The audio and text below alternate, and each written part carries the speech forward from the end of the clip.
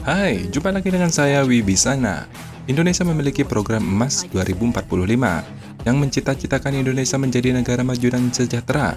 Kemajuan ini tak hanya dilihat dari segi pendapatan dan rata-rata, tetapi juga di semua sektor termasuk teknologi. Pertanyaannya, dari mana Indonesia harus memulai untuk mencapai emas 2045, khususnya di bidang teknologi? Dan industri apa nih yang harus menjadi fokus utama kita? Melihat dari sejarah negara-negara maju di Asia, khususnya Cina, Korea Selatan, dan Jepang, dapat memberikan pelajaran berharga bagi Indonesia. Saat ini, Cina dikenal sebagai pabrik dunia, namun pencapaian ini tidak diraih dalam waktu yang singkat. Pencapaian tersebut dapat diraih setelah Cina menjadi industri maritim nomor 1 di dunia pada tahun 2005. Begitu pula dengan Korea Selatan. Kemajuan teknologi Korea Selatan yang sangat luar biasa, contohnya seperti Samsung Galaxy S pertama kali diluncurkan pada tahun 2010. Semua itu juga tak lepas dari industri maritimnya yang sangat kuat. Mereka menjadi kekuatan teknologi yang diperhitungkan setelah Korea Selatan menjadi industri nomor 1 di dunia pada tahun 2001. Kedua negara ini sebenarnya mengambil contoh atau meniru satu negara yang sama, yakni Jepang.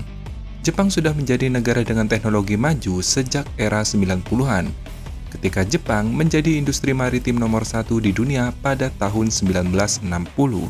Kemudian muncul sebagai kekuatan ekonomi global.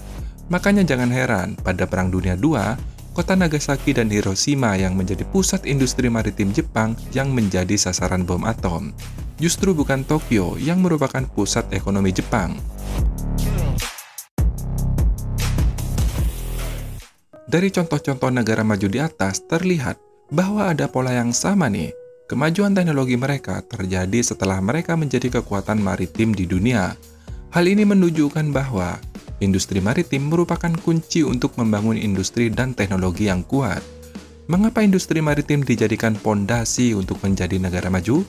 Jawabannya terletak pada kenyataan bahwa sebagian besar teknologi yang kita miliki saat ini berasal dari industri maritim, terutama dalam sektor pertahanan. Ketika kita membangun kapal, khususnya kapal perang, seolah-olah kita membangun sebuah kota yang terapung.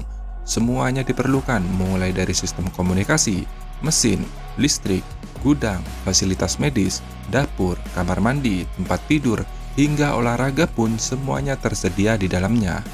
Semua fasilitas ini tentu lebih canggih dibandingkan yang ada di daratan, karena didesain seefisien mungkin mengingat keterbatasan ruang. Contohnya nih, ponsel pintar yang sangat canggih pun akan kesulitan mendapatkan sinyal jika dibawa ke laut lepas. Tetapi hal tersebut tidak berlaku untuk sistem komunikasi kapal.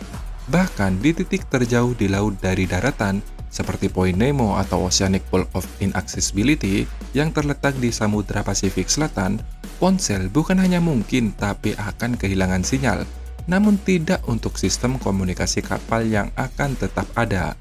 Lebih dari itu, jika kita berbicara tentang mesin transportasi darat, sehebat apapun, tak akan mampu menempuh jarak sejauh mesin kapal. Tak ada mobil atau transportasi darat yang bisa menempuh jarak 3 kali dari Aceh hingga Jayapura, hanya dengan 1 kali pengisian bahan bakar. Namun untuk kapal, sudah pasti ada. Nah, melihat itu semua keahlian teknologi nampaknya terkonsentrasi di dalam kapal, bahkan dengan tingkat kompleksitas yang tinggi. Ini membuktikan bahwa negara yang memiliki industri maritim yang tangguh dapat dijamin memiliki sumber daya manusia yang sangat unggul. Berbicara tentang skala atau dimensi, dari ukuran kapal terbesar hingga terkecil, semuanya ada dalam industri maritim.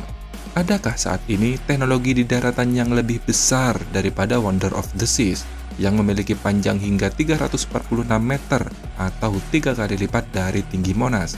Semua teknologi tersebut terdapat dalam kapal. Dari pengalaman ini, Dr. Kaharudin berharap agar PT PAL dapat menjadi pemimpin dalam industri maritim global, karena tanpa fondasi teknologi dalam konteks industri maritim sulit untuk mencapai visi 2045 emas. Nah, pertanyaannya, apakah PT PAL dapat mencapai harapan tersebut mengingat waktu yang sangat terbatas? Pertama-tama perlu saya sampaikan bahwa ini bukan untuk menakut-nakuti, tetapi sebagai peringatan nih agar kita tidak mengalami nasib yang serupa dengan Thailand. Berdasarkan studi dan analisis pribadi saya dari berbagai sumber yang saya pelajari, saya ingin menyampaikan pandangan saya nih. Tentu boleh percaya atau tidak, namun yang saya ingin sampaikan adalah bahwa Thailand sepertinya tidak akan pernah menjadi negara maju. Nasib mereka kemungkinan akan serupa dengan Venezuela dan beberapa negara Amerika Latin lainnya. Mengapa demikian? Bonus demografi mereka sudah berlalu sejak 2010 yang lalu, dan sekarang jumlah penduduk Thailand terus menurun, secara otomatis akan menurunkan produktivitas mereka. Peluang mereka untuk menjadi negara maju telah terbuang, terutama karena konflik internal antara tahun 2006 hingga penggulingan Perdana Menteri Thaksin Shinawatra. Poin yang saya ingin sampaikan di sini, agar kita tidak melakukan hal-hal yang dapat merugikan kita sendiri, terutama pada tahun politik yang seperti sekarang. Kita harus berhati-hati agar tidak membuat keputusan yang merugikan kita sendiri. Kembali ke tujuan utama. Dr. Kahar berharap Indonesia memiliki 10 galangan kapal seperti PT PAL yang sekarang, bahkan jika memungkinkan lebih besar lagi. Meskipun ini terdengar seperti mimpi di siang bolong, namun menurutnya, Indonesia tidak akan memiliki industri kelas dunia jika hanya mengandalkan satu galangan kapal seperti PT PAL yang sekarang. Kini PT PAL sedang mencari lokasi strategis untuk 10 galangan kapal tersebut. Yang admin ketahui sudah ada 6 lokasi nih. Yang pertama yaitu jelas Surabaya, yang kedua Cilegon, yang ketiga Bangkalan Madura, yang keempat Banyuwangi, yang kelima Belawan Sumatera Utara, yang keenam yaitu Batam, sisanya masih dalam tahap penelitian. Untuk mewujudkan visi memiliki 10 galangan kapal dan menjadikan PT PAL sebagai industri maritim kelas dunia, diperlukan sumber daya manusia yang unggul. Berbicara SDM yang unggul, tentu transformasi diperlukan, dan meniru cara kerja negara-negara yang sudah saya sebutkan tadi seperti Jepang, Cina, dan Korea Selatan. Jika kita meniru mereka dengan cara tradisional, tentu membutuhkan waktu yang lama. Maka dari itu, Dr. Kahar memilih untuk memakai budaya kerja tersebut dengan pendekatan yang sangat tegas. PT PAL Indonesia telah meluncurkan transformasi industri maritim 4.0 atau yang dikenal dengan IM4 pada 2021 kemarin. Ini tidak hanya menyegarkan perusahaan, tapi juga meningkatkan efisiensi dan produktivitas. IM4 tidak hanya sistem digital, tetapi juga menciptakan budaya kerja baru dengan CCTV pengenal wajah dan sistem penilaian kerja secara otomatis. Dengan 120 modul dan aplikasi untuk membantu karyawan untuk bekerja lebih efisien, IM4 telah meningkatkan target produksi PT PAL dari 20 blok kapal per bulan menjadi 50 blok kapal per bulan. Ini menunjukkan peningkatan produktivitas hingga 250%. Prestasi ini telah membuat Uni Emirat Arab memilih PT PAL sebagai mitra strategis untuk membangun kapal militer mereka. Hal ini menunjukkan bahwa kualitas kapal buatan PT PAL diakui secara internasional dan dapat bersaing dengan negara-negara maju di bidang maritim. Jika budaya kerja Jepang benar-benar tertanam pada semua karyawan PT PAL, maka pembangunan 10 galangan kapal tersebut akan segera dimulai satu persatu, bro. Mimpi menjadi industri maritim yang sesungguhnya bukan hanya mimpi belaka, tampaknya akan menjadi kenyataan dengan usaha yang sedang kita lakukan saat ini.